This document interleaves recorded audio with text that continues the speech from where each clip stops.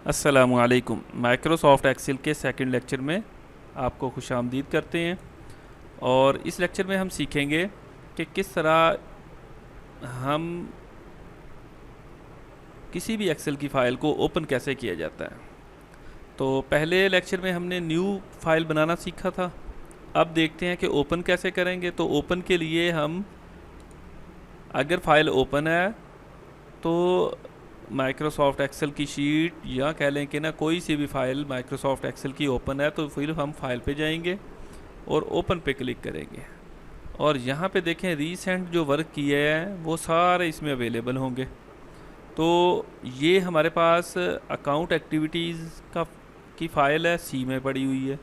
ये कैलेंडर की फ़ाइल है, सी यूज़र में कहीं पड़ी है।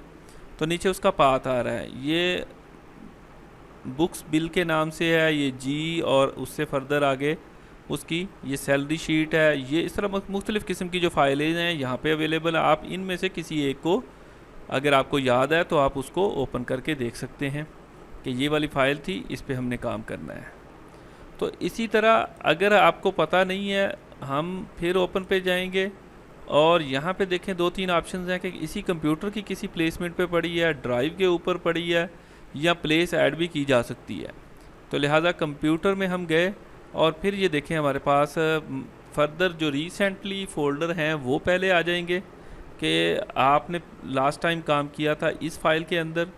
फिर ये वाले थे, ये वाले अवेलेबल हैं, डेस्कटॉप है, वर्ड फाइल है, जो भी रिसेंटली ओपन होती है ना, ये यहाँ पे वो आ जाती हैं। या ये ब्राउज़ करके हम अपनी मतलूबा लोकेशन पे चले जाएंगे। इस वाली विंडो को थोड़ा समझ लें, ये मोस्टली आ जाती है ओपन करनी हो, सेव फाइल करनी हो तो इस साइड के ऊपर आपके सिस्टम के फ़ोल्डर्स हैं। सो माई कंप्यूटर के अंदर ये ड्राइव्स हैं। फिर आपको एग्जैक्टली अगर पाथ क्लियर हो तो फिर इस ड्राइव में से किसी एक में जा सकते हैं। और ये देखें यूएसबी है तो अटैच है, तो वो उसमें आप सेलेक्ट कर सकते हैं, चाहे ओपन करनी हो चीज़, चाहे सेव करनी हो। यहाँ पे वो चीज़ें अवेलेबल होंगी, फाइल्स अवेलेबल होंगी।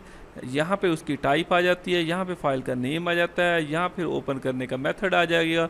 इस जगह से भी हम उसको आगे फर्दर मूव हो सकते हैं, बैकवर्ड या मतलूबा लोकेशन पे जा सकते हैं। इसको यूज़ करेंगे तो आप फोल्डर में जहाँ पे खड़े हैं उससे आप फोल्डर, अब यहाँ से इसका आप फोल्डर ड्राइव होगी तो वो उससे आप वाले में चले गए, ये जी ड्राइव में चले गए, और करेंगे तो ये पीसी के अंदर आ गए। तो इसको भी यूज़ करके हम कह लें कि वहाँ तक पहुँच सकते हैं।